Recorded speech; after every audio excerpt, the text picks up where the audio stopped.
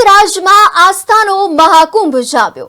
દેશભરમાંથી તપસ્વી સાધુઓ કુંભના મેળામાં પોતાની ઉપસ્થિતિની જોવા મળી હતી। આ પ્રયાગરાજમાં વ્રતધારી હઠયોગીઓ લોકો માટે આકર્ષણનું કેન્દ્ર બન્યા।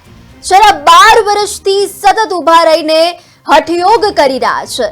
ગમે તેવી પરિસ્થિતિ હોય ત્યાં બાબા ઊભા ને ઊભા જ રહે છે। પોતાના નિત્યકામ પણ ઊભા ને ઊભા જ કરી રહ્યા છે। આ ઉપરાંત પ્રયાગરાજમાં વ્રતધારી હઠયોગીઓ લોકો માટે આકર્ષણનું કેન્દ્ર બન્યા છે। પ્રયાગરાજમાં આસ્થાનો મહાકુંભ યોજવામાં આવ્યો હતો। આ મહાકુંભની જમાવટ જોવા મળી હતી, જેમાં દેશભરમાંથી લાખો લોકો પ્રયાગરાજમાં ઉમટી પડ્યા હતા। દેશભરમાંથી તપસ્વી સાધુઓ કુંભના મેળામાં પોતાની વિશેષ ઉપસ્થિતિ જોવા મળી હતી। આ પ્રયાગરાજમાં વ્રતધારી હઠયોગીઓ લોકોની માટે આકર્ષણનું કેન્દ્ર હતું। છેલ્લા 12 વર્ષથી સતત ઊભા રહીને હઠયોગ કરી રહ્યા છે।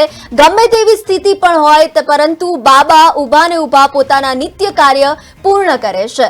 છેલ્લા 12 વર્ષથી સતત ઊભા રહીને જ હઠયોગ કરી રહ્યા છે અને પ્રયાગરાજમાં વ્રતધારી હઠયોગીઓ લોકો માટે એક વિશેષ આકર્ષણનું કેન્દ્ર છે।